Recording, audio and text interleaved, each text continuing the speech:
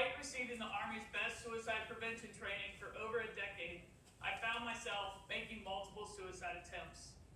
The Army suicide prevention training to identify someone in crisis and escort them to care was ineffective for me and so many other veterans. My name's Kim, and we're figuring out how to save LGBTQ veterans' lives. There's over 1 million LGBTQ veterans in the U.S., making the Veterans Affairs the largest provider of healthcare of LGBTQ individuals nationwide. Despite this, LGBTQ veterans are at a higher risk of suicide, not because of their identity, but because of the environments they live in. Sexual minorities, gays, lesbians, bisexuals are 4 times higher risk. Gender minorities are 20 times higher risk. This is transgender and gender diverse. Even with this, there's a lack of research asking some of the most important questions like, what helped save your life when you were suicidal? To address this, we're conducting over 40 interviews with LGBTQ veterans with a suicidal history, healthcare providers and government officials who serve LGBTQ veterans, and surviving friends and family of LGBTQ veterans who have died by suicide.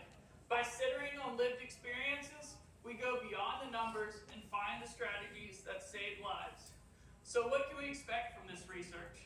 Let's go back to Alaska. I was afraid to get care because I might lose my job. Could I get care in Fairbanks and keep it off my military record? I felt isolated from my community. Are there ways to connect with the LGBTQ community in Fairbanks? That way it feels like home. Are there ways for healthcare providers to ask different questions to help identify high-risk individuals like me that are reluctant to share their struggling?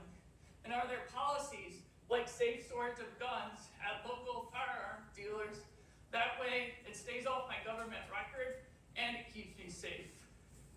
Given the current environment, federal implementation is unlikely, but it makes the work that much more important. We can take a bottom-up approach, working with state governors through their Veterans Challenges, which is solely focused on suicide prevention and has been funded for the last 5 years. This will not only help the 1 million LGBTQ veterans, but this can inform on best practices of suicide prevention for the 14 million LGBTQ people nationwide. This is more than just research, it's about saving lives.